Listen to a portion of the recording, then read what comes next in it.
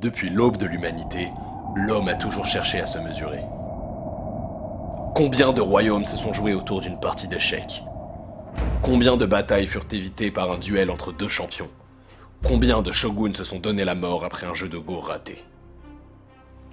Aujourd'hui, deux hommes de valeur décident de faire honneur à leurs ancêtres en réglant leurs différends au jeu.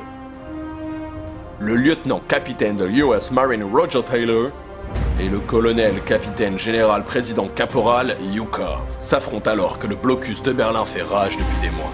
L'issue de cette partie décidera de l'issue de cette crise inextricable. Dites, est-ce que vous savez pourquoi il n'y a jamais eu de violation des droits de l'homme en Union soviétique? Je l'ignore.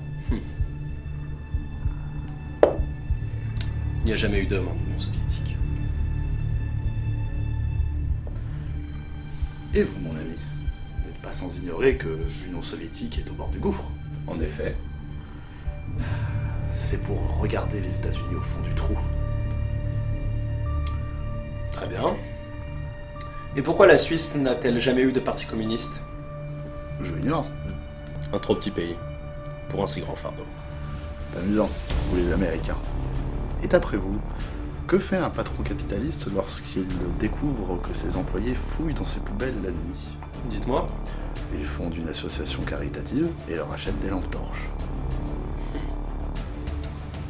Et connaissez-vous la différence entre le rouble soviétique et le dollar américain? Absolument pas. Un dollar. Vous savez à quoi servent les Dafalcans? Absolument pas. À vous protéger les Dafaldois. Et c'est en ayant réussi l'exploit incroyable de faire rire un soviétique que Roger Taylor mit enfin fin au blocus de Berlin. Jamais ils n'oublierent la légendaire blague des Dafalcans.